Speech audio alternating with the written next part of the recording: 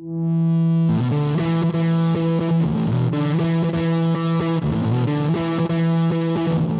and gentlemen, boys and girls, welcome to an episode of Tatami Talk. My name is Juan. This is my partner Anthony. This is a judo podcast for judo players by two judo players. So Anthony, how you doing back in America now? How was your trip back to Japan?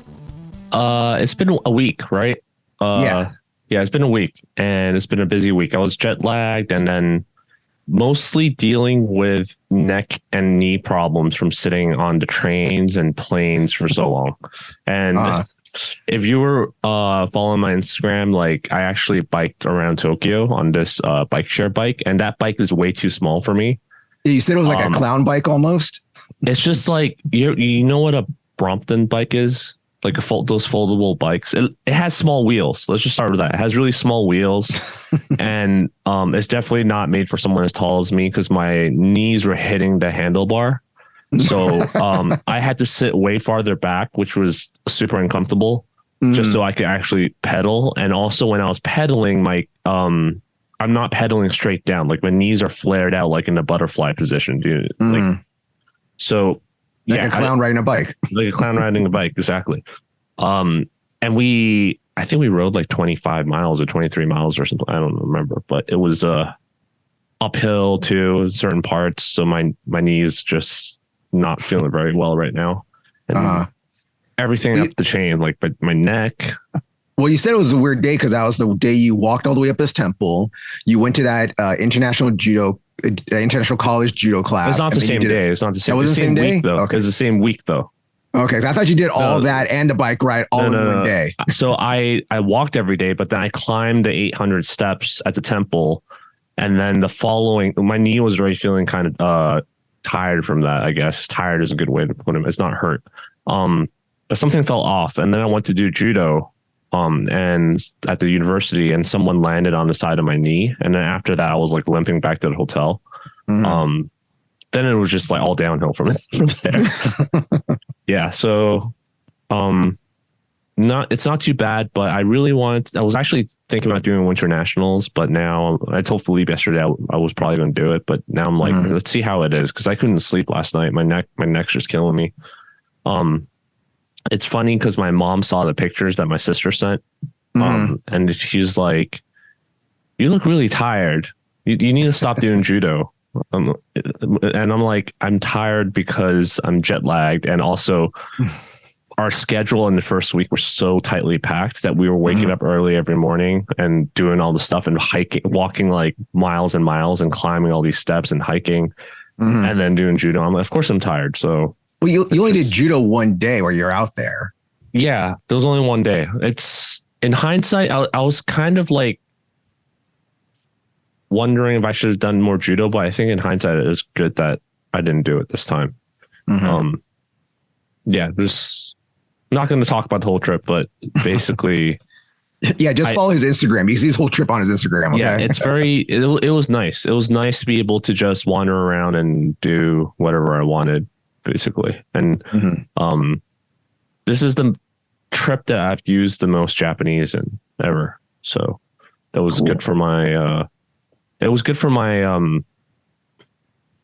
Japanese practice, basically, because it's kind of like I already talked about the ecological skill acquisition thing, how I got to it based off of a chain of events from trying to learn Japanese, and was reading up how learning skill acquisition science stuff, and that's how I found the Rob Gray. But it just kind of gave me a reflection on how to approach certain things, I guess, not just in terms of judo, but like just any sort of picking up any sort of skills.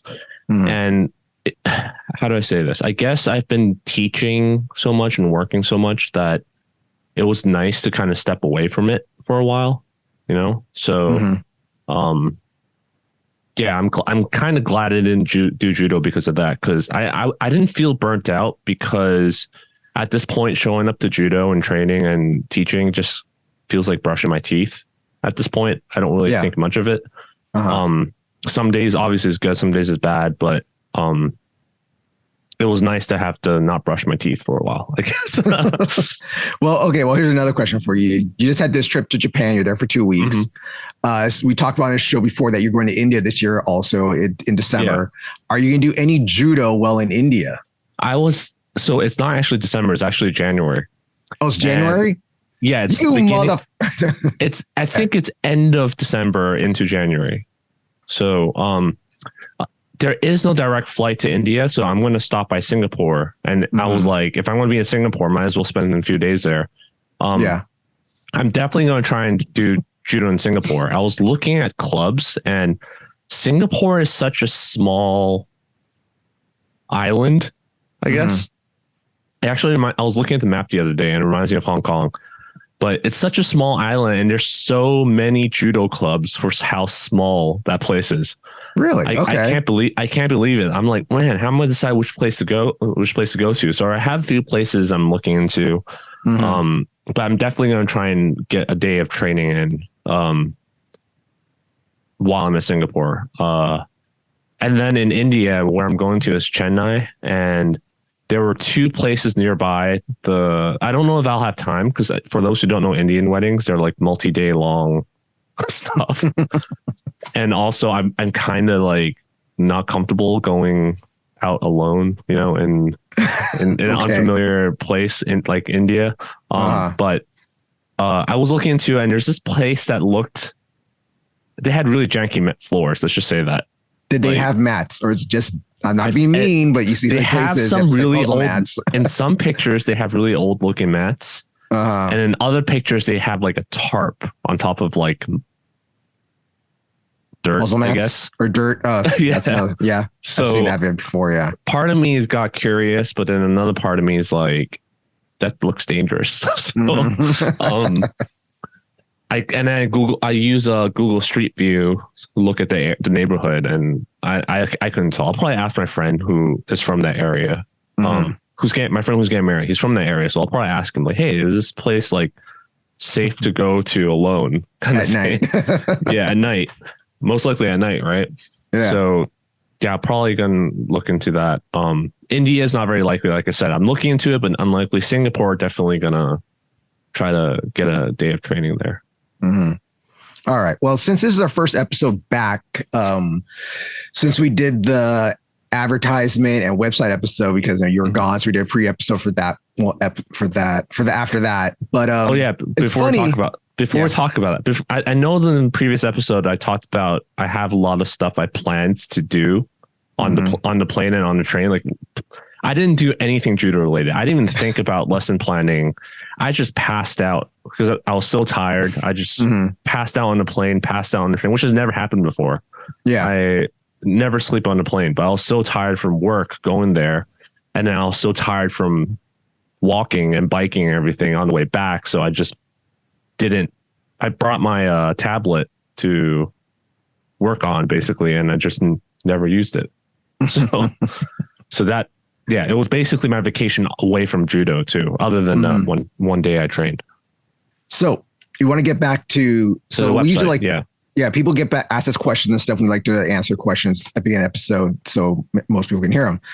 So it's just a funny episode to us because we had so many people send me message about advertisement, about what do we think about open mats? Does it work for you guys? They asked a message to Anthony about how do you set up the website correctly, which I put up here, which I put there. And this episode is one of our most episodes out there. Well, I don't know what it's about you people. Would you not want to hear about it? All right, you guys ask all these damn questions, but nobody wants to listen to an episode about it. What's up with you? I think it didn't do very well the first 2 weeks, and then like this week I checked the numbers. The YouTube views are still low, but the audio portion kind of did okay. Like we got more listens, but yeah, I just found it really weird because after I posted that episode on Reddit, like that same week while I was in Japan, like 2 or 3 people posted on Reddit asking about websites. Something, either a comment or a thread, like, hey, like I'm thinking about the website thing or this thing.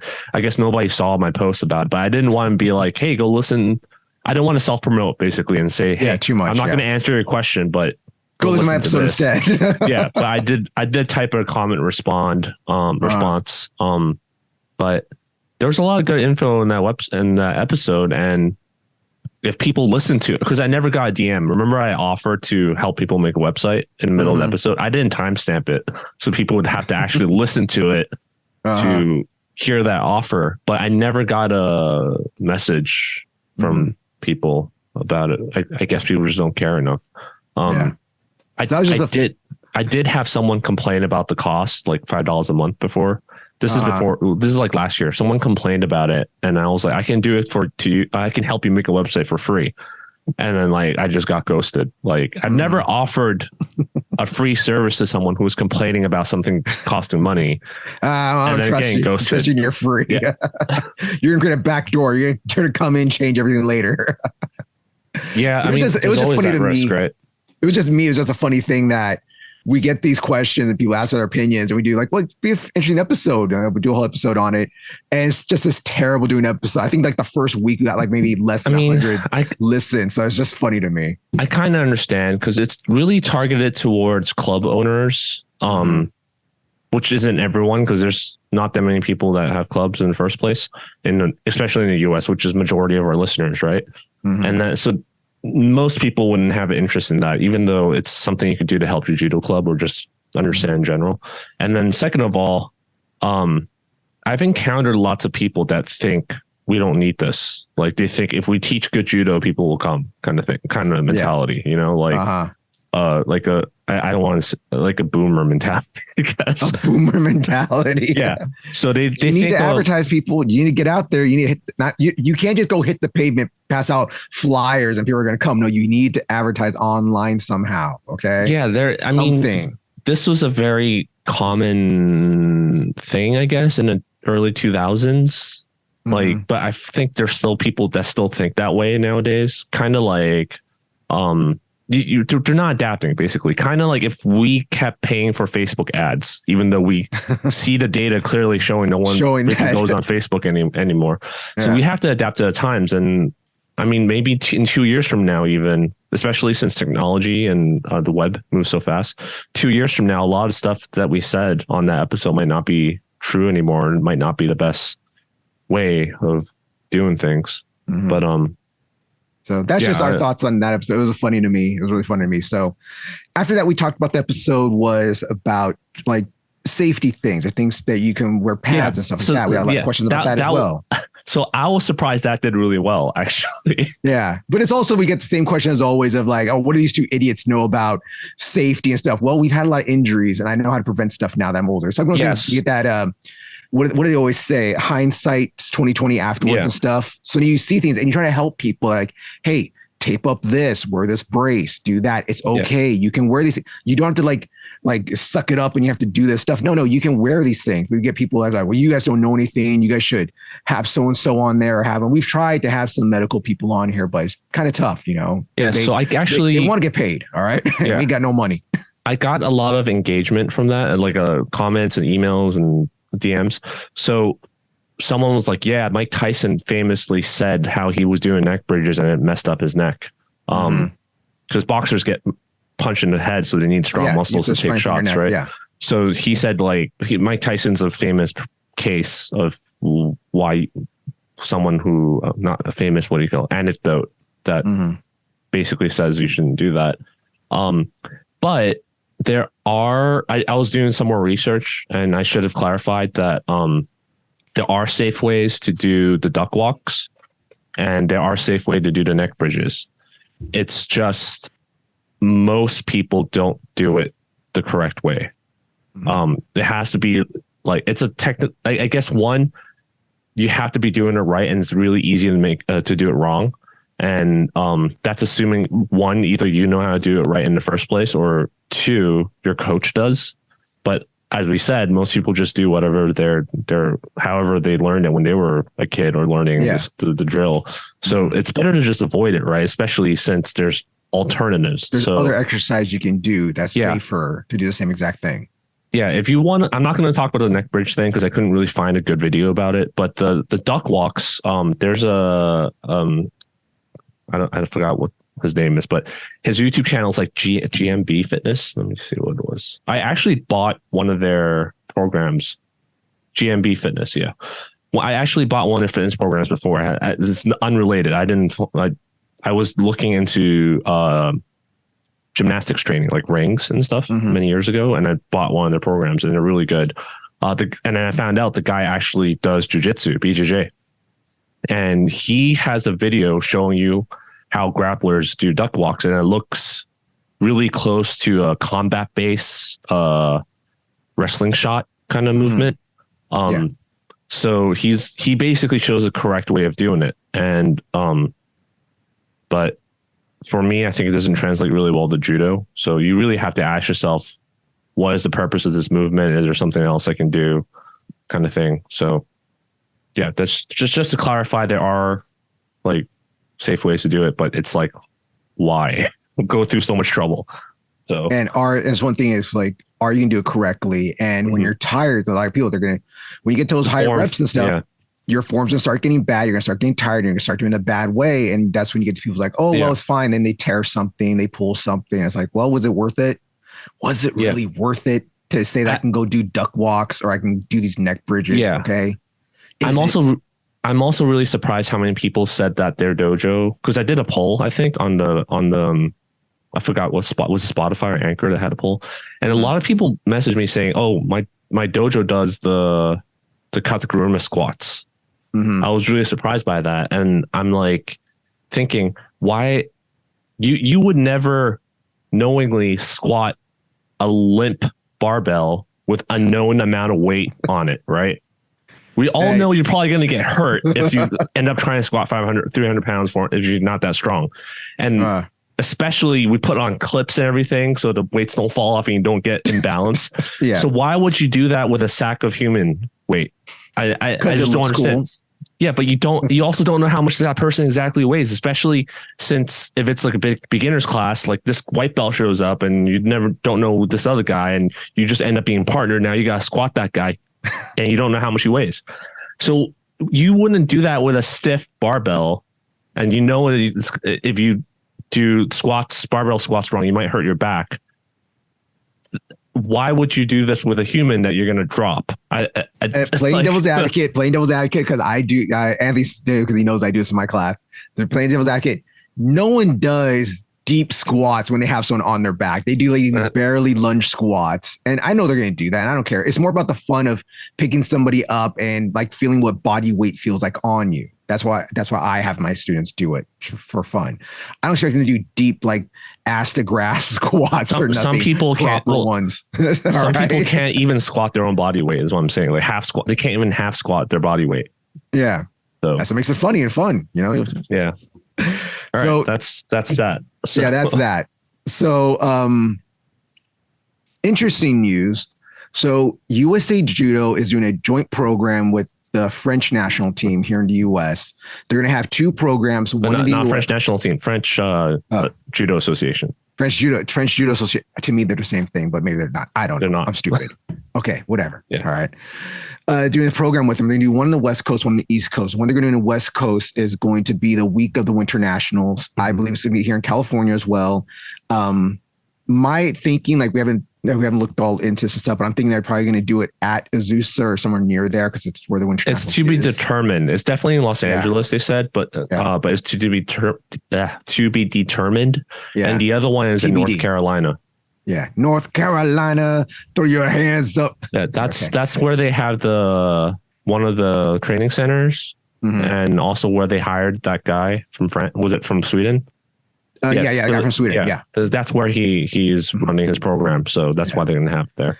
So this is a little interesting program. They wrote in the email they put out that this is going to be geared to get people trained to teach judo to get into schools. And Anthony's planning on taking this program. Maybe not. He most likely is, because I know Anthony is.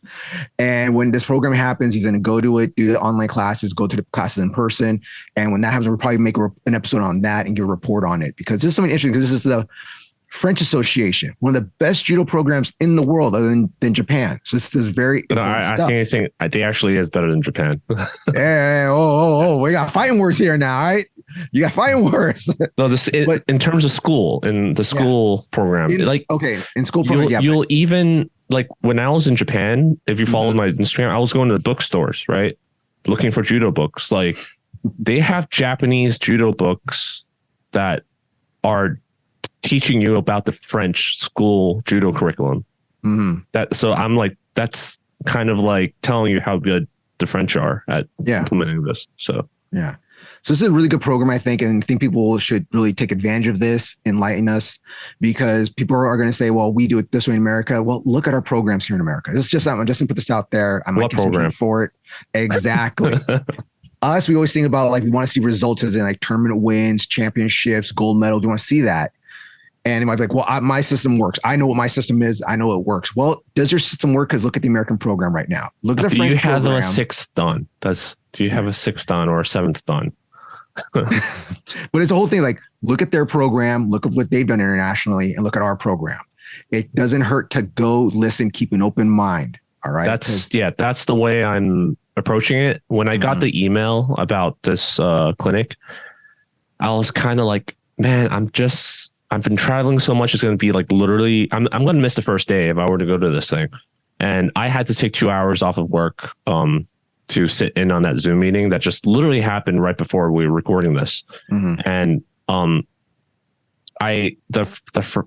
French representatives that they had on the call, they were really nice. You can tell that their homework was like, this isn't something they just came up with, like the AJDM thing. Like, it's not something that they just threw together last month and then it was like, let's go screw over the Americans. Like, no, like you can tell their money.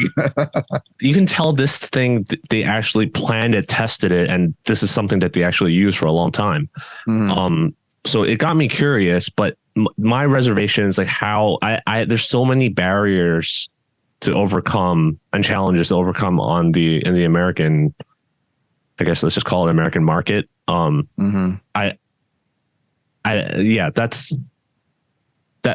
know if they're going to address it, but it's always good to do something than just nothing at all and complain. So I'm going to keep an open mind and participate and see what can be done, even though I probably wouldn't teach kids unless there's a good incentive to do that. Like at least at our dojo, I'm helping my own club out. Right.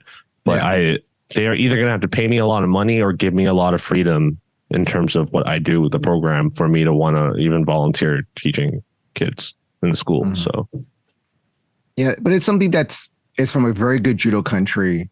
They produce championships. They've done very well internationally. They're going to be hosting the Olympics in next year. That's one thing that they kept mentioning in that Zoom meeting was that they really wanted to do this because of being in Paris and then LA afterwards. So they want to have this connection going. So if you guys can make it, I recommend this. I'm gonna try it myself, but things are happening in my life. But hey, try it out. And when I said keep an open mind, don't go in there hating already. Okay, try to keep an open mind. All right, one of the best judo countries in the world. All right. So with that, let's get into some tiny bit of judo news.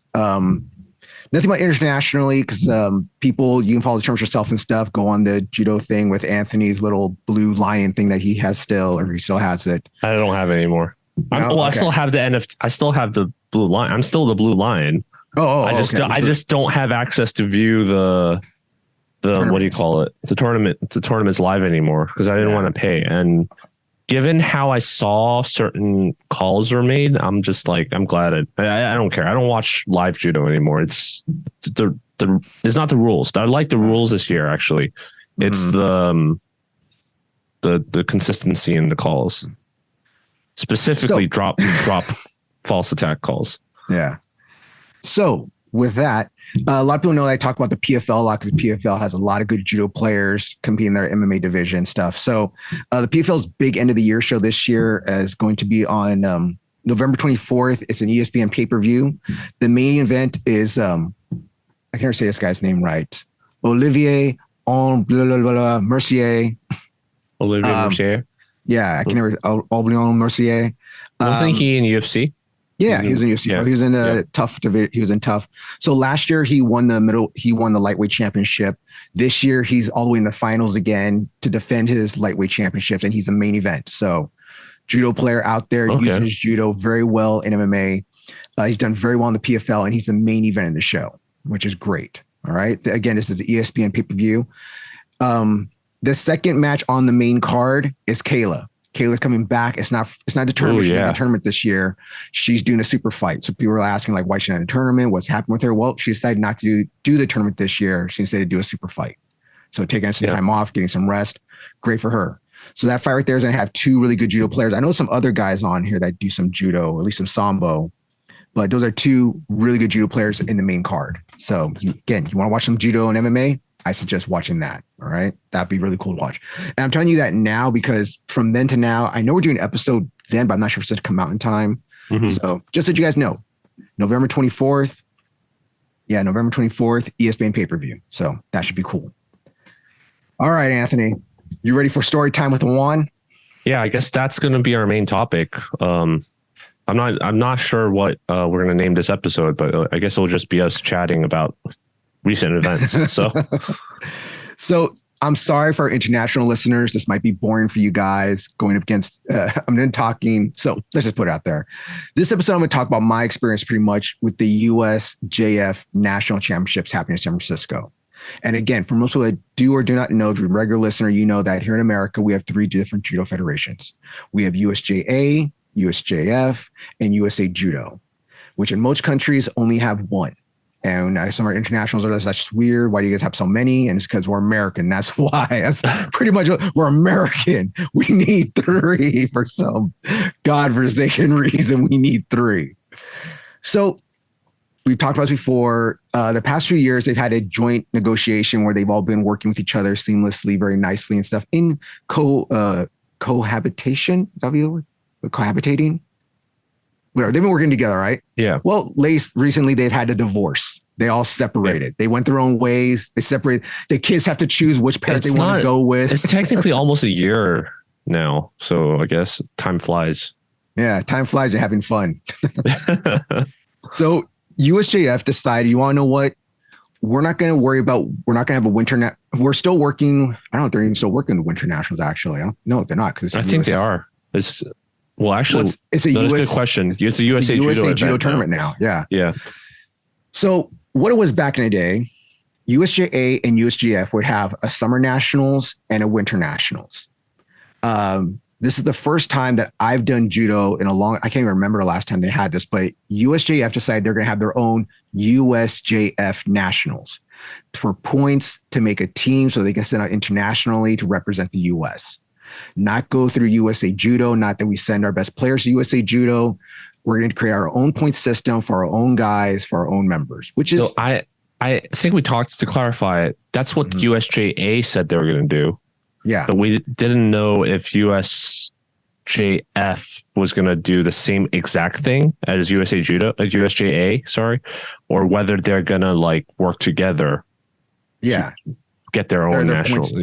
Yeah. Well, so we're still unclear on that.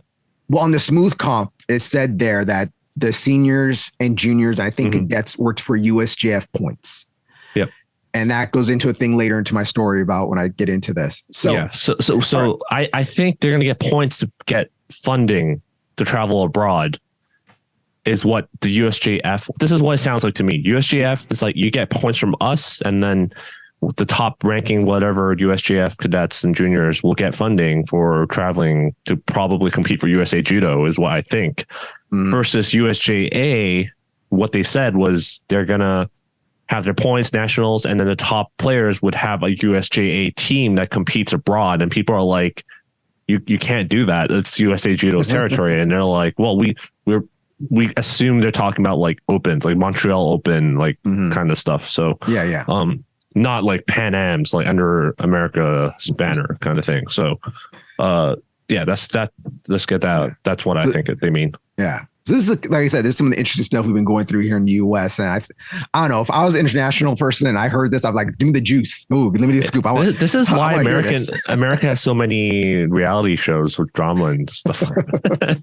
we should pitch a reality judo show. We talked about it. The Formula One. Yeah. The Need for Speed. Throw to Survive. Like Formula One saw a resurgence in popularity because of that Netflix show. So, yeah. All right. So back to the story at hand. Instead of the Ultimate Fighter, the Ultimate Grappler. Yeah, ultimate judo player. Ultimate grappler. Maybe some BJJ guys, some sambo guys try to get into this and stuff. We want drama, right? That's where all the drama is in the BJJ community. So, USJF decided that we're gonna have this tournament. They put it out there. They put it out like I want to say like October. They put out that's pretty late if they did that. They put the news out in October. Yeah. No, they put the news out. I think I want to say May or something. No, I remember it was in the fall. They put out that we're going to have this tournament. I want to say it was the fall. They put it out there. I want to say May, could have been later and stuff. It was probably May, but they didn't announce it until September, and then the registration wasn't available till end of September, and it didn't announce that the registration was open until October. So that's the whole thing. So they announced the tournament. Go radio silent on it. They don't update it. They don't say, hey, things are going to happen. It is happening, blah, blah, nothing. Okay. I sent them a message. Didn't get no response from them. Okay. Because it's almost like 2 months or a month and a half, 2.5 months before the tournament's going to happen. And there's no smooth comp. There's no mail in. There's no PDF. There's nothing out there. Then I don't know how I think I found it out. I can't remember how I found it out, actually. I think I found it out on an Instagram. Maybe just checking. It was Instagram. Was it Instagram? They only announced it on Instagram. No, Facebook. They announced it on Facebook, I think, and then you had to go on Instagram to ask them, and it didn't respond to you for a month. Yeah, they didn't respond to me for like almost 2-3 weeks. So they announced it. So I knew it was going to happen. But here's the thing: they didn't announce the tournament's happening and it's on Smooth Comp till almost barely 2 months before the tournament's going to happen. Mm-hmm. So you announce your USJF Nationals is going to happen.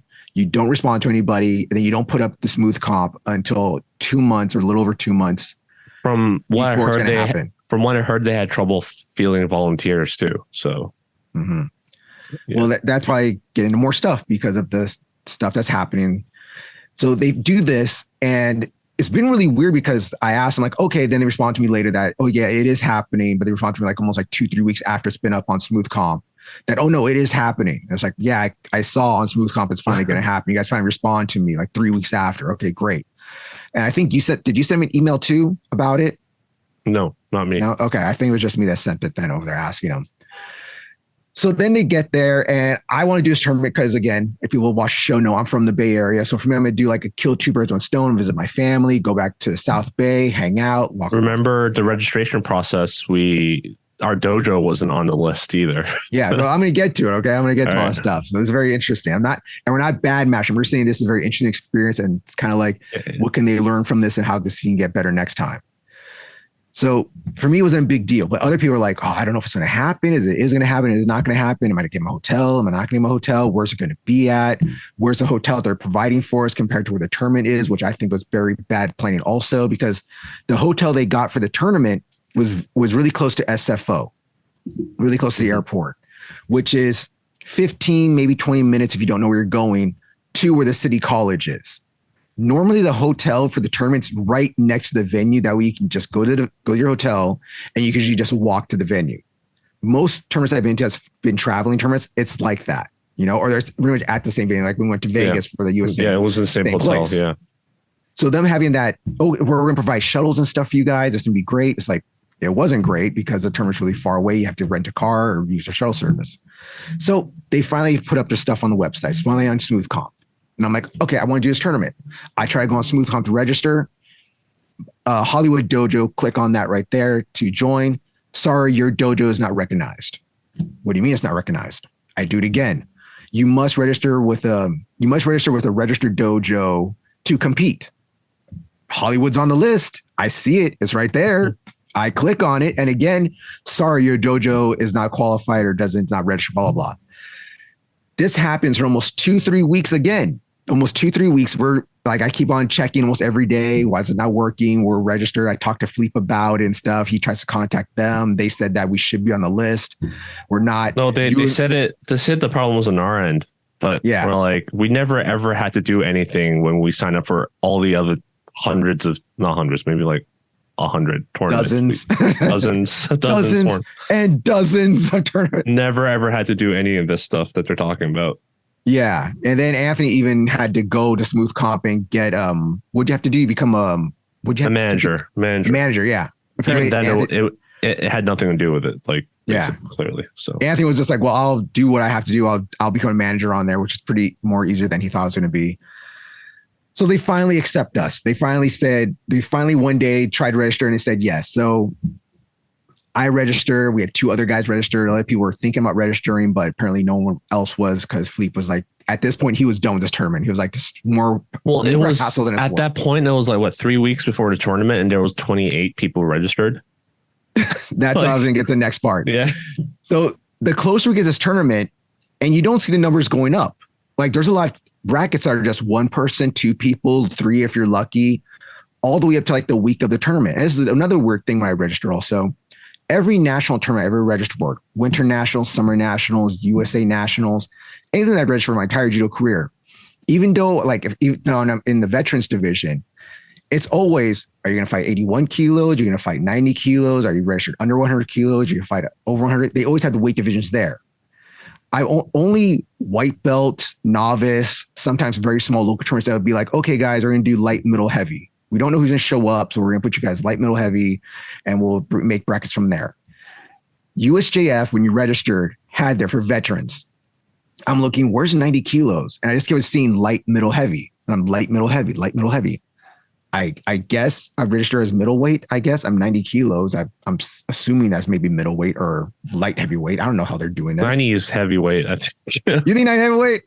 Because when I was between 90 and minus 100, when I was fighting in 90, they would put me in under heavyweight or light heavy. Mm-hmm. What it would be under. Yeah. So they didn't have the full divisions up there for the veterans, which I thought was very weird. But hey, whatever. I'm registered as middleweight, is what it is. Excuse me. Sorry. So I registered as that. And we keep getting it like the week of and stuff. We're looking on there and it's like stuck at 60. It's stuck at 60 for like almost 2 weeks. Yeah. Not even like 100 people. They've had like 60 people for like 2 weeks. And then the week of the tournament, you told me it bumped up to like 75 or something. No, it was 28 for like a long time. And then the week of the tournament, it bumped up to 60. And then last I checked after the tournament, what the ending number was 58. No. Yeah. Really? Yes. Oh my! I could have swore the last number I saw was 75. Maybe I read it wrong or something. I looked at something else. But okay, so this is the USJF Nationals with 60 to 75 people signed up for it.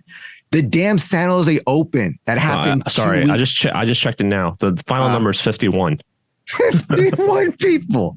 Well, I know at least one of them left because one of our members I was supposed to go decided that to go up there, hotel, airfare, all the stuff, he just canceled. He was like, you want to know what? I'm not going to do it. I'm not going to waste my money. So people were dropping out probably like, yeah, I would too, spend all the money. But the funny thing is that just 2 weeks before that, 2-3 weeks before that, they had the San Jose Open that had like over 800 people sign up for it. That's one of the things. Like they picked a date for some whatever reasons that's like sandwiched in between like 3 or 4 other tournaments in the area.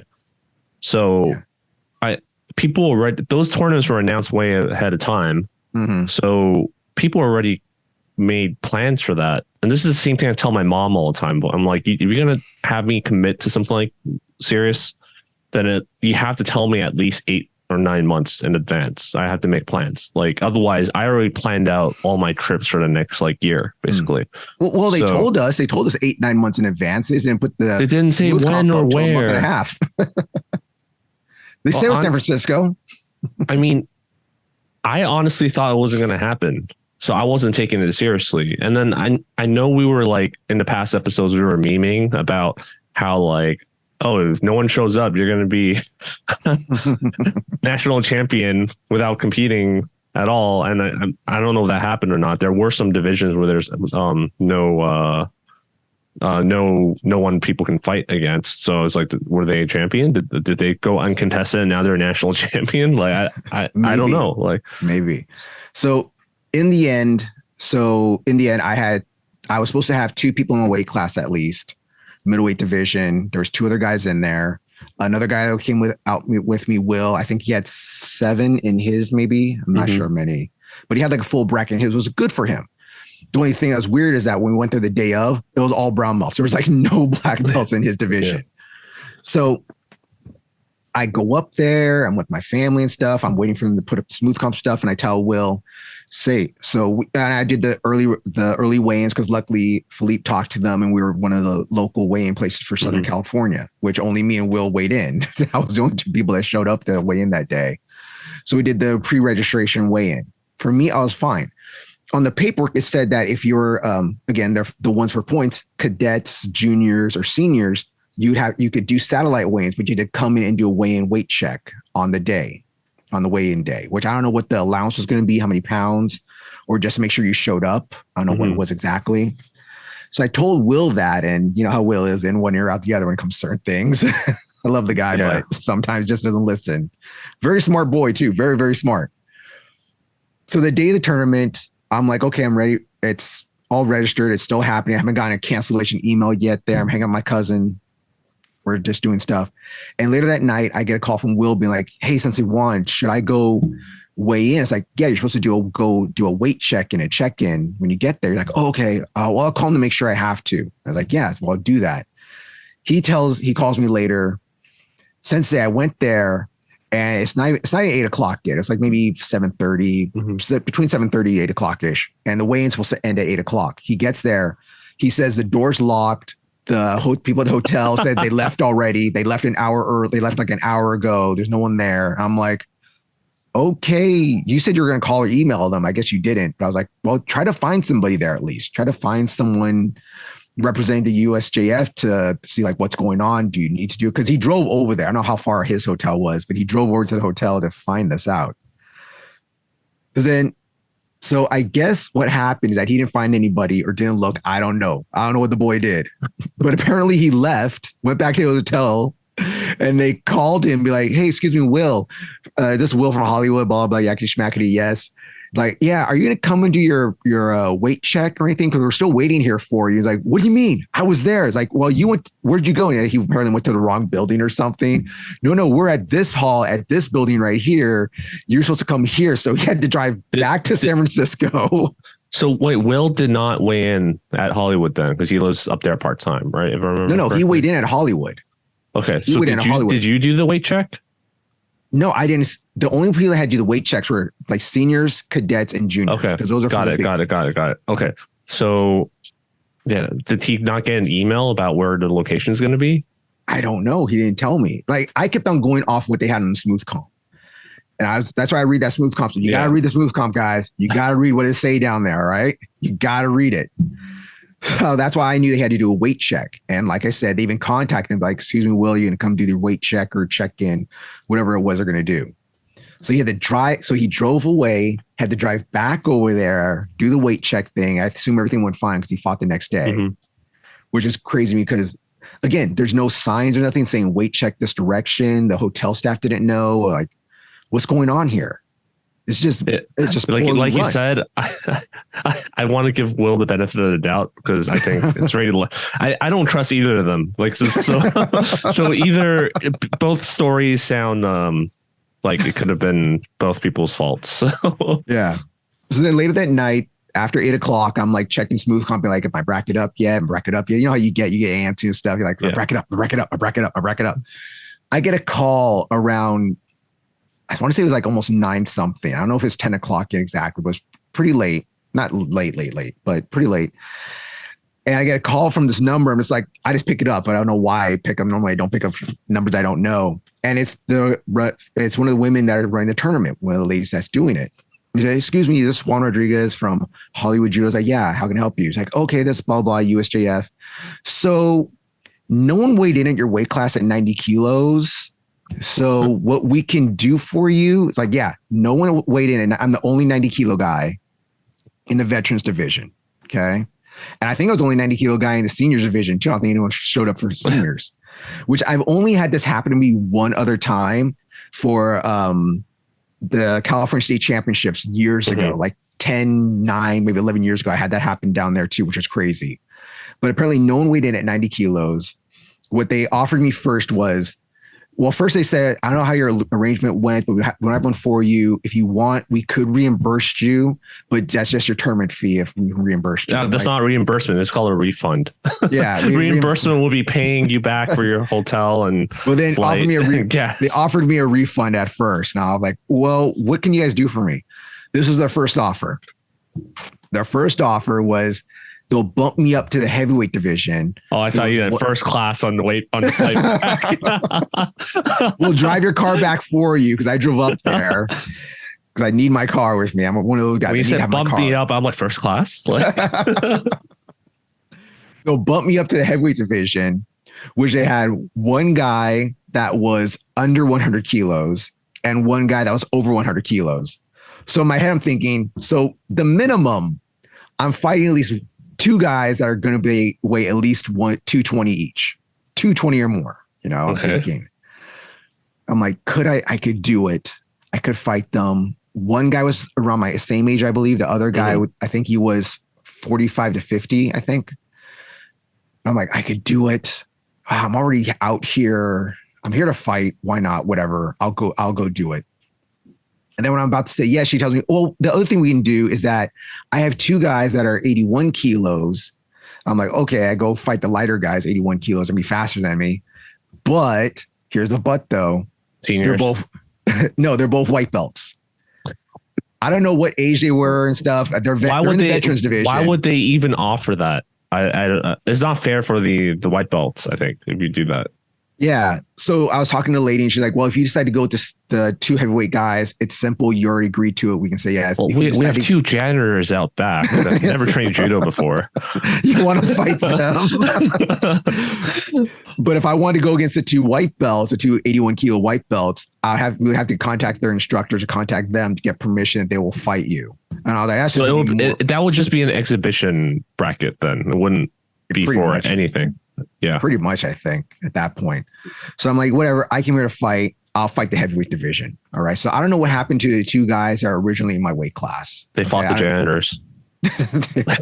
So that's fair, I think. The two guys that were in my weight class, I don't know how much they weighed or what they came in at, whatever it was. So I was out division, like, I'm out here to fight. I decided I'm going to go to heavyweights. And it was like almost 12 something at night, like 12:30 or something. I decided to finally go to sleep because I was like waiting for the brackets to get put up. Like she called me like around 9 something, almost 10 o'clock. Like it's almost 12, shouldn't be up. So I've never had someone call me from a tournament before. This is like really interesting. Really interesting. Well, they called me and they called Will. All right. Yeah, that's like wow. Like how would I just never heard of that before. I guess there's only like 50 something people. So well, you told me in the end it's only 50 some people after people that backed out and probably didn't show up or whatnot. So, and this is not the nicest. I'm like, this is probably like the nicest part of the tournament because then we get into some BS tomorrow. So now we wake up. I wake up at 7 because they still didn't post bracket stuff. So I get up at 7, take a shower, start getting ready, and stuff to head up there. I'm like, well, the tournament's supposed to start at 9 o'clock or 9:30 or something. The tournament's supposed to start at. Might as well get up there. I'll hang out. I'll watch. It sucks. Like this is supposed to be the good part of a smooth comp. The stuff's supposed to be up there, so you don't have to get there early and wait all day to compete. I check my bracket, and I'm fighting one of the guys I was originally supposed to fight last time. Okay. So I'm like, okay, so I'm fighting this guy again. I thought I was supposed to fight the heavyweights, and my division again is called back again middleweight division. You're talking about last time from Winter Nationals? No. The guys that registered for this tournament. Remember, I told you two guys originally registered. It was supposed to be 3 of us in the middleweight division. Yeah. So one of them, he's back in now, and I'm fighting the middleweight division again. I'm like, okay, well, I'm the heavyweight guys. Am I in 2 divisions now? Am I fighting two people? And I checked the guy's profile. He's a black belt in judo and stuff. So I'm like, okay, so he's legit black. He's a black belt, not just find some white belt or brown belt or something, or green or whatever. He just got promoted to black belt yesterday. I don't know. So I'm like, whatever. I'm like, we don't have enough black belts in this tournament. Hey, you over there. Here's a black belt. Here's a black belt. Take it. Take this black belt. I don't care. I'm here to fight. Whoever they put me up against, they put me up against. I don't care. I'm not going to do nothing too crazy to mess up my knee. I'm up here by myself, besides Will. I can't call my cousins up there. They were going to come with me. They can't trust Will. Yeah, I can't trust Will. Well, my cousin wanted to come watch me, but because the schedule was so weird, I couldn't tell them like what exact time it was going to be. Yeah, unless he wants to be there the whole day. Yeah, I didn't want to wait. I don't want to waste their time or nothing. It's like, don't worry, I'll go by myself. You guys will hang out afterwards. Don't worry about it. So I drive up to the place. I'm like, okay, well, there's where the hotel is right there. And I'm driving over. That's what the whole thing for me going about. It's kind of a far drive in between the two places, even though they're offering shuttles and stuff. I'm like, man, if you don't know where you're going, you can kind of get lost here. Yeah. And the directions when you get there take you to the front of the school. All right.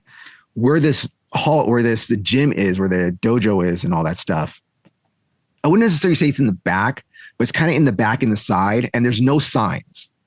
There's no signs. There's no one out there being like, hey, tournament's this way, or anyone wearing like a yellow vest or something, like parking's over here. So technically I passed the parking when I drove up because I drove past that to go to the front of school. So I'm doing this big circle around this college, trying to figure out where this school is. So I'm near the football field and stuff, and I see a guy. I'm like, hey, man, hey, excuse me. I'm here for the judo tournament. Where is that? He's like, oh, it's right here in this building right here. I'm like, oh, okay. It has no signs, nothing. I don't know if he's the one who's supposed to tell people where to go or whatnot. Then I asked the dude. That's your first match. Is to figure out where it is. Yeah. The first challenge. We got you. He said yes to his money. So whatever, we're keeping it. So I asked him also, like, where's parking at? Like, oh, that tiny little parking lot over there. That's where parking is. And the parking for this college, if you're in the South Bay, all right, not South Bay, if you're in Los Angeles, Udon and stuff, okay? Yeah. You guys all know Westminster. I swear their parking lot was probably about the size of Westminster, maybe a little bit smaller than Westminster. Yeah, but they have less competitors. Oh, if they would have had 800 competitors or 1,000 like a real national championships would, how do I fit all these cars in here? All right. And there was other events happening. Like there was some football event and people were playing tennis and stuff, some older people. So I don't know how this parking lot would have worked out if everyone showed up. Like this is really small. So I get to the venue. All right.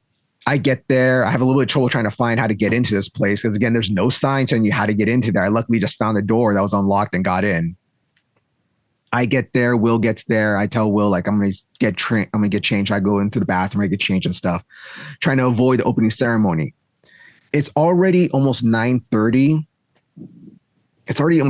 They're running a half hour late because they haven't started the ceremony yet. All right. I'm looking at my bracket. My bracket's getting pushed back again. It was supposed to be happening at 10 o'clock. Now my bracket changed to 10:30. All right. They do the opening ceremony. We do the national anthem. We all try to find where this flag is because this flag is hidden in the banners of their championship. So it's like, where's Flago? Where's the flag at? We do that. The president of USJF does a speech because like they always do this speech. Yeah. And then, I just, if you're running half an hour behind, wouldn't you just cut some of that stuff out? That's just well, here's the one part that's the hilarious part to me. Okay. I've never seen this before. Okay. They have all the judo players line up. They have all the referees line up and they start handing each referee a USJF national t-shirt, this navy blue t-shirt. Cause competitors got royal blue. The referees and staff got this navy blue shirt. Ooh, we're fancy. And they were handing it and bowing to every individual ref. Oh my God. Yeah. Every individual ref, they would stand there, say, thank you, bow, give a shirt. Next one. Thank you, bow, give a shirt. For all these refs. And I'm just like, this is just wasting time. This makes you wonder whether they do the national anthem in BJJ events and tournaments. I never showed up early enough to tell, but I've noticed that they've done it more now in judo tournaments. Like I don't remember doing it when I was younger. But I do definitely see it almost every tournament I go to now they do it, or at least all the big ones now do it. Okay. So that's that part. Okay. Yay. Tournament's going to start now. Finally. All right. So I noticed that in the paperwork, they said that the kata competition was going to be held around the same time as the judo competition, but in the martial art room, which is the room across the way that had tatami mats and stuff. So I was going to say, from your pictures, I just saw there were only 2 mats. I want to say there was 4 mats, but I think they only used 3. Oh, really? Okay. Yeah.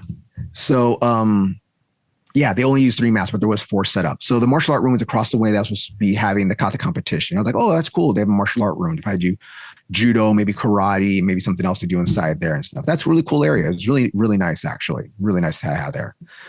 So I go back inside and we're in the warm-up area. Will's there with me. We're getting warmed up, doing some uchikomis and stuff.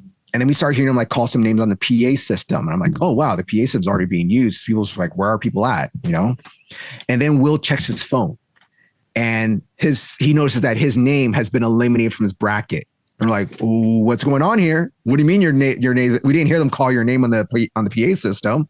We didn't hear no one shout Will from Hollywood. What's going on? So we go to the PA lady, ask her. She's like, I don't know. Go to your table. So we go to our table and we get there and they're like, oh, yeah, you should have been here already. We already went through your back. It's like, what do you mean? He was supposed to fight for another 15 minutes. Like, I'm fighting right after my thing's right after him. He's supposed to be fighting 15 minutes. How do you guys skip over him already? How are you guys calling this guy's name that's after him, but you didn't call Will's name? And the guy's like, oh, well, we're not calling names or nothing. So you're not calling names. You're not calling names, but you called this guy's name. Then we're supposed to be here already. And the little flip card system to show you what match they're on. They're not flipping no cards. They're not flipping nothing. So you can see what matches happen on what mat. That's my number one complaint is you never get to see those. Like even some places don't even have that flip card. You don't know what match they're on. Yeah. I hate that. I like the flip card if it's done correctly, so you know. But if they listened to our episode on Smooth Comp, they would have known all the stuff already about how they should have someone calling people out. So, and even the guy when they started calling out names, it was kind of like, okay, is Juan ready? Is Juan ready? Like barely talking.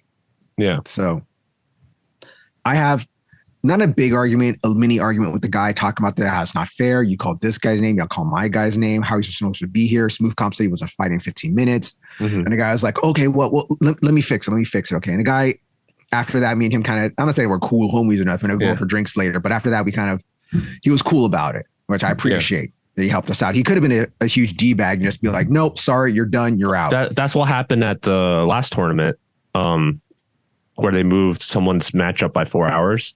Yeah. It's just like, he's not here. I'm like, well, he should have been here in the morning. I'm like, okay, why put the freaking time up? If you're going to move it, I understand if you're moving up by an hour, right? But 4 hours, like.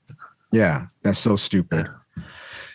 So they let Will fight again. And it's funny because the guy that Will gave the bye to because Will wasn't there, kind of like he kind of squirmed. He was like, well, he wasn't here when they called him. I don't know why I should fire him again. I already got the win. It's probably that's funny because if they did the bow thing, the bowing off thing, then he's right. He's right. According to the referee rules in the seminars we went to, like it's true. Like he didn't have to do that. And so as much as I think you're also right because of you guys got wronged, but if he did bow, then they awarded the match. You can't redo the match. It's done.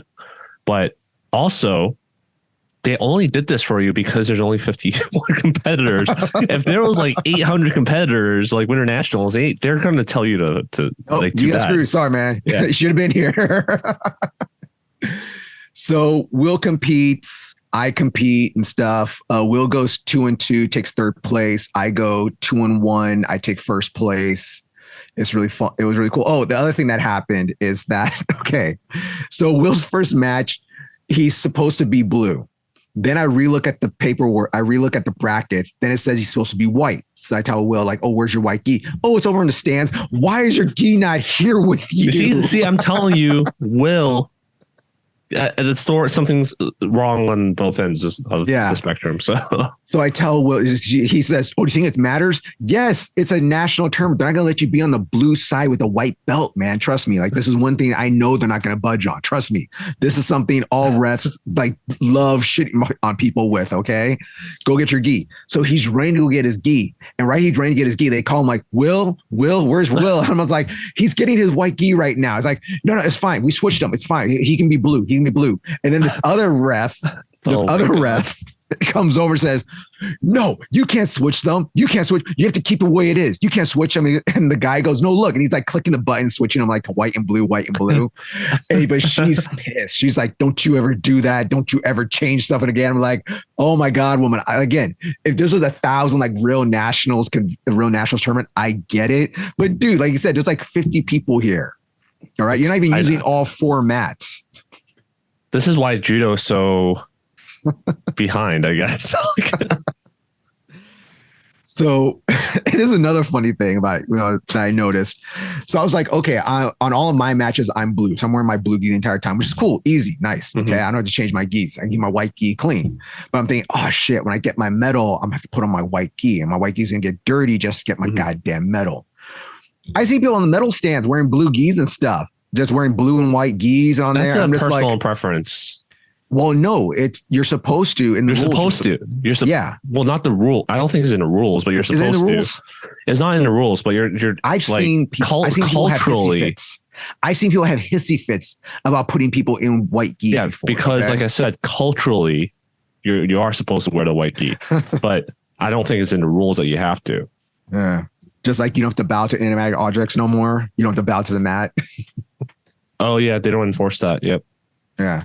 So I'm like, yeah, I'm gonna have to put on my white gi after beating this guy. That sucks. I'm gonna have to wash my white gi, even though I only wore it for a few seconds. Because I gotta put it back in the regular gis after it's been sweating and stuff. That's stupid. But I see people wearing blue gis. I'm just like, well, I'm gonna go and see what happens. So when I go get my medal, I wear my blue gi, and they're like, all right, whatever. I have my black belt on, my blue gi. Will was in the video competing, so I didn't get anyone to get a photo of me with the person that I fought. So it was like cool. So it was like cool. I got my championship medal now. I beat this guy twice. I'm 3-time national champion now. So how does it feel to win a national champion with such a small tournament and bracket? Well, here's the thing. Because of my age, most of my brackets, most of the time, are 3-4 man brackets. Are 3-4 man brackets a lot of times. Sometimes if it's good, you have 5 or 6. Okay, I think one of the biggest I've had since being since going to Masters and finding my own age bracket is I think like 6 or 7 people. So you'll sometimes get a full bracket, but most of the time it's 3 to 4 guys. Yeah. So me beating this guy twice is like as of earlier this month, I qualified for veterans now. So I'm like thinking if I were to do Winter Nationals, which one should I do, or should I do both? So you can do both. Yeah. But you I kind of don't. Yeah. I was like, I don't know about last. Man. Yeah. I don't know about last. So especially since I've been having health problems so much, this like the knees part of it, but also like, I think I'm about to get sick again, for example. So because I just came back. I can feel it coming. I can feel it. Yeah. I haven't been feeling very well. So since I came back. So Will does well. He takes 3rd place. We go get his medals and stuff. We take a photo together. You guys all see him on the Instagram and Facebook. I posted him and stuff. I'm very proud of him. The way he fought, he did very well. I threw the guy first match, Sumigashi, into a pin. And then the other match I beat him in, I threw him with Harai Makikomi, which is one of my go-tos. If I really like, there's 2 go-tos I have that I don't know. Hey, don't reveal it in public. I know if I should reveal it or not. No, but they don't know how I set up my Harai Makikomi. I actually set up very differently. I do it very different. Most people go like a direct route. Mine's set up very weird. That's why it catches people. It's one of my it's my kamikaze throw. It is my Makikomi throw. It is Makikomi. It is all or nothing. But the way I set it up, it catches people most of the time. But I don't like using it a lot unless I have to. Which sounds cocky of me. I should just throw everybody with it, shouldn't I? But so here's the thing. So they finished everything there. Okay, we were pretty much done by 12, if not before 12. Like we were in and out, not in and out, but we were done by 12, done by lunch. I joked with one of the refs there. I was like, "Hey, let's get this done by 12." And he's like, "Well, let's see what we can do," and we did it. So that was the main part of the tournament. After the main tournament was done, then they had the kata competition. So say you got there at 8 o'clock, 9 o'clock, whatever, to do the opening ceremony. Then you had to stay and do the kata. And there was a whole lot of kata people there. Like I want to say maybe, generously. Definitely. I think that area has a lot of kata practitioners. Yeah. Generously, I want to say there's at least 6 teams. Yeah. Maybe a little bit more. I don't think less. But there's at least 6 teams there doing kata competition. And it's one of the things like, when you do kata competition like that, I wonder if it's just to get the certification you can write down, I did it at a tournament. I just think in that area, there's a lot of schools that focus like Fukuda's what's her name? Keiko Fukuda's school. Yeah. Like her school, all the women there are very focused on kata. And I think Sanchi is like in the area. they're focused. Like there's just a lot. I just know a lot of people that have a lot of kata classes going on. Mm-hmm. So I wouldn't say it's just to get certification. It's probably because people just enjoy it. Mm-hmm. So and that was my not every tournament has kata bracket. So yeah. So that was my trip going back home to the weekend for the USJF Nationals. Let me know what you guys think about this crazy trip. There was a lot of things that they could have done better. This kind of shows that they should have just listened to our podcast and then would have known it's the same mistakes. But the thing is, I think this is also growing pains of them having their first quote unquote big tournament national championships on their own. Because usually they team up, like I said, they team up usually with USJA or it's a big 3-group thing with USJF, USJA, and USA Judo. But now it's like just them. I'm on my own. We're just ourselves. So yeah, so definitely some growing pains. I don't know if they're going to do it again. Who knows? I don't know if they're having in San Francisco again. I mean, I don't. If you've never done it before, then I personally think you need to start planning a year ahead. Like start scouting for location, venue, start fielding the volunteers, the refs, start like we talked to Jonah about his tournament, like the templates, like for Smooth Comp, you gotta get that done. Like, and he should have listened to our podcast. Like, so all that kind of stuff you need to do way in advance. But I don't know how long in advance they were planning this, but I did have friends that told me that they were asked to volunteer because I think they had trouble fielding volunteers. So I was going to ask you, did you see a lot of volunteers there, or were there like not enough people helping out compared to other tournaments? Compared to other smaller. Well, compared to our tournaments, SoCal tournaments, NACA tournaments, it does seem there's a lot less volunteers. Like each table had, I want to say they had one ref on the mat, one ref on the sidelines kind of watching. And I think they had maybe 1 or 2 refs doing the video replay watch. I don't care about the refs. No, but I'm trying to think like who's there because that was all that. And then there was one I always think there's too many refs. That's why I think. But there was one guy there's incentives for refs to show up, but I'm thinking of volunteers, like the kids running the tables. I'm trying to think like I said, there's one doing the computer, one kind of calling out names, and one kind of running tables. So maybe there's like 3 people per table. But again, it was like only 3 tables. There was only 3 mats. Only used 3 mats. So did they look like people that did judo and understood judo, or was it like in some of the local NANCA tournaments where it's like they got the school's wrestling team that have no idea what the judo rules are helping? On my mat, the guy that I was talking with about getting Will back inside, he did judo. I believe he was a black belt and stuff, the way he was talking. And even after the match, me and him had a little discussion afterwards about coming to Southern California and stuff. And he was saying, oh yeah, I'm having some of my guys go to Winter Nationals. Cause I was like, hey, come down to Winter Nationals, come to a NACA tournament, man, come out here. They're like, oh yeah. Some of my guys are going to Winter Nationals. I'm like, okay, some of your guys, I'm assuming that means that you're a black belt at least, or an instructor or assistant instructor at some dojo. Or a dad. I guess he could. I'm always thinking positive. Okay. Why do you get so negative all the time, Anthony? Yeah. So that was my day out there. What about the overall vibe? So did you feel like there's a lot of adrenaline going, like people cheering, or was it like very low energy and people were bored? I think it started off kind of low energy, but once matches kind of started going and people started to get going, I think it kind of boosted up a little bit. But there wasn't a lot of people in the stands to be watching. Like I don't think there were a lot of friends or family watching. It seemed like it was just competitors and coaches, you know? The area that I was at, because I was coached, because, okay, rules wise, I'm in my blue gi because I'm competing still. Okay. I'm competing. I know I can't sit in the chair. I'm not supposed to be allowed to sit in a chair wearing my gi. All right. So I'm kind of like doing the little cheats, being on the sidelines behind everybody, telling Will what to do. Get back in there, circle out. Don't let him pull you down like that. Don't let him push you. It's really funny because if you're on the chair, you actually can do less coaching than you can if you're on the side. Listen to some of the stuff the parents yell from the sidelines compared to what the coach can say. They don't tell the parents, hey, no coaching while it's like mate goes going on. One time in San Diego, I had this mom behind me when I'm trying to coach my guy. I had the mom of the guy behind me yelling the entire time over me. I was like, I can't even coach right now because she's screaming over me. And I looked at the side refs. I'm like, hey, do you guys want to like tell her to shut up? Come on, can you help me out here? And they didn't do anything. You have to get a brown belt now, but it used to be black. You had to get a belt rank in judo. You have to go to a coaching certificate course and pay money so that you can't coach as much as a mom from the sideline has never trained judo before and didn't have to pay any money. Yeah. So towards I think it was the last two matches, which kind of makes you feel bad because those are the two that he lost, but he was doing really well. He kind of gassed out, but he's gonna hear us and get mad at me. That the ref, the guy I was talking to, he was like, just go sit down. Just go sit down, sir. Go ahead, go sit down. And I was like, are you sure? He's like, just go sit down. Probably because he wanted me to shut up, I bet. Yeah. If he's on the chair, I know he can't talk during these points, during certain times. If he's on the side, he can say whatever the hell he wants. Did you see any fights break out, like controversial calls or like the only serious injuries? Well, here's the thing. There was no serious injuries that I saw during the competition.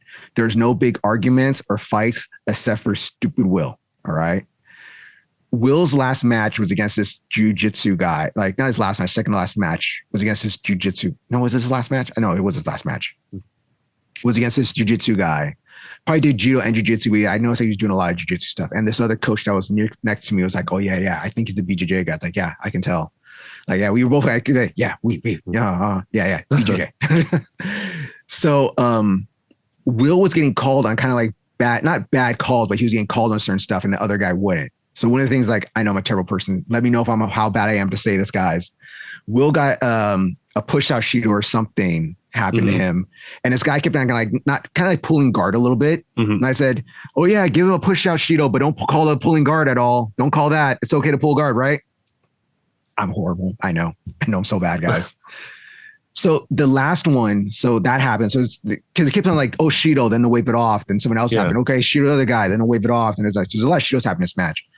Something happened. I didn't see exactly. All I saw was Will put his hands up and they yelled mate and gave him a Shido. And the girl like put her hand up or something. I don't know if she said that he poked him in the eye because Will got poked in the eye. They didn't get called for it. But it's weird thing happened. Because Will poked me in the eye regularly when I was in the same weight class as him. Yeah. So I don't know how he put his hands up. The girl said mate, gave him a Shido. And then the side ref, I was like, Will's like, what's going on? What's going on? I was like, I don't know. Hold on, Will. Hold on. Don't calm down. Stay in the mat. Don't worry. We'll figure this out. And I'm talking to the side ref about it. And they go to the video. And the video guy's like, oh, no, wave it off. And then another guy comes over. Like, they had like 5 refs come over and watch this video replay to see what it was. And I don't even know what it was. Like, I didn't see exactly what happened. All I saw was Will put his hands up. I don't know if he poked the guy in the hand or they're saying he grabbed his fingers. Though. I don't know. That's what's like, I don't know what happened. I don't know. And I was there. But it took 5 refs to figure out what happened. And the refs said no. They decided that no wasn't a Shido. So they waved that one off.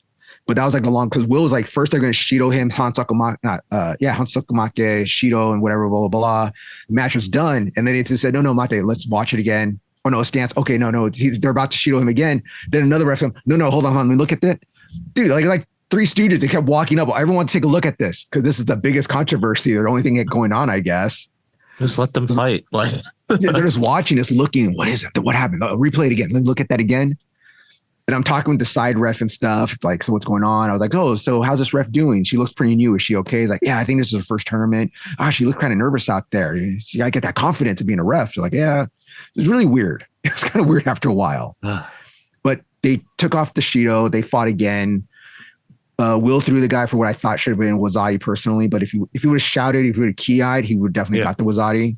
But then he got back up and then he got thrown and he was gassed out and tired by then. It was weird. Yeah, Will could have been altitude pretty fast. Well, it could be altitude. It was different, San Francisco altitude. Shut up, Anthony. All right. Yeah. All right. So that was the experience at the tournament. It was very interesting. No fights, nothing terrible. No one got I'm just glad I didn't go. Oh, man. It turned out exactly how I thought it would be, which is, I guess I didn't. I thought it was going to be like that, but I was kind of memeing. I wasn't serious. But I'm just really surprised it actually turned out that way. I'm surprised it even happened. I thought they were going to cancel it. Well, it's one of those things that this is what my theory was. They already paid for the hotel. They already paid for the venue. I don't know how long they would have to cancel to get their money back or how much that money they're going to get back. I wonder how much money they lost. Yeah, but how much they lost, but also how much money they would lose more if they canceled it, because I don't know how much money USJF has right now. Yeah. So it's like, well, we're going to take a hit one way or another. Let's just do the tournament at least. At least we can say we did it, get some growing pains out, and hopefully have it again next year in San Francisco again. Yeah. I don't know. I'm still not a fan of like everyone having their own nationals. It's not like prestigious, I guess. But I get then again, we talked about the USA Judo Nationals being probably the most prestigious, but still, it's like if your own national team members aren't competing in it, then is it like? Yeah, it is. That is kind of a weird thing. That is the national championships, but national team members. But that's more of a fault of the national team saying that they don't. The USA Judo saying they don't have to. It's not that they don't have to. There's no incentive to. That's the thing. That's telling them they don't have to do it. If they gave an incentive, no, it's not. If they told them like you had to at least qualify top 3 to be on the team, they can still make it so you don't have to. But if they give points, like lots of points, then they would do it. Yeah, I'm saying like if USA Judo made an incentive that they had to go, made it like you had to base top 3 or you had to get this many points, then yeah, they would go, but they don't. Yeah. Oh, all right. So Anthony, is there anything else you want to talk about other than this crazy experience I had? No, actually, if you let me know what you guys think about this crazy experience. I know we talked about this before that America, it's weird. We have 3 different federations. Most countries have one, or maybe some smaller ones that all lead up to one major one, but we have 3 major ones here. And this is just something that happens sometimes. It makes me wonder if like I went to Hong Kong or something and fought in the national tournaments there, like whether it would be as small as this or whether it would be bigger. I'm just curious. Mm-hmm. But yeah, it is what it is. Yeah, there's just it's just crazy how the state of things are. And I'm not just talking all shit about this. Like it's just growing pains. Okay, it's their first time happening. Let's see what next. I hope they have it again next year, and I hope just better next year. Well, yeah, if it's in local again, San Francisco or something, or at least California, maybe. If they make it somewhere far away, I'm traveling for this. Tell you that much. I think they have a lot to fix. And you're only going to fix it when you do more. You're only get better repetition. So they need to have another one. I think they're better off just working with like a pre-existing tournament and calling it like the Nationals. Mm-hmm. Otherwise, it's just yet another tournament that they just decided to call Nationals when there's really nothing national about it. Like if you think about it, like it was hard. It's probably more prestigious to win like San Jose or one of the other tournaments in the area. So what makes this Nationals other than the fact that they designated it as Nationals? Was there prize money? What's the difference with any tournament? Well, the whole thing, their goal or their dangling carrot was get points for our national team. For you? For me, it was just going to what national team? Like that's the whole thing. They're dangling a carrot. We don't know what that carrot has. I mean, you don't know if that carrot's real or not. It was for cadets and let me see. I have that cadets and juniors, right? I'm trying to see how many cadets signed up and seniors. And it's seniors too. Yeah. So we already clarified there was like not enough seniors, so that's a wash. There's bantam, intermediate, juvenile. So there was maybe like, yeah. So you basically, all you had to do was sign up and you had like a 90% chance of getting the funding. That's the best odds, Anthony. Man, I ain't taking you to Vegas no more. Oh, that table's too good. I want harder odds at another table. I want that one everyone's losing at. All right. All right. This table's too hot. I don't know. This is why I don't compete that much, but yeah, it is what it is. All right. So I don't have anything else, but yeah, Ukemi video, still working on it. Didn't get to work on the plane, so I'll. Oh, you do Ukemi on the plane? Did you start rolling in the aisleway? No, it's a lot more work than I thought it was going to be. I need to sit down and rework it, but yeah. All right. So with that, please remember to like, share, and subscribe. You can follow us on YouTube at Tatami Talk. You can follow us on Instagram at Tatami Talk. You can follow us on Threads at Tatami Talk. You can follow me on Instagram at @Jerry_Juan. You can follow Anthony on Instagram at Anthony Throws. You have any questions, things you want us to go over, things you want us to talk about, please send us an email at tatamitalk@gmail.com. Anthony, is there anything else I'm forgetting? I'm really curious how well this episode would do compared to the website episode. So I'll be so surprised if we get more listens and views from from this one. It's a drama-filled episode. It might do better. You know, people love what was it? Misery loves company. People love hearing about other people doing badly. No, so okay, yeah, that's it. That's it. All right, and with that, Anthony, don't forget to sign up for USJF Nationals so you have a 90% chance of getting funding. Why not? Why not?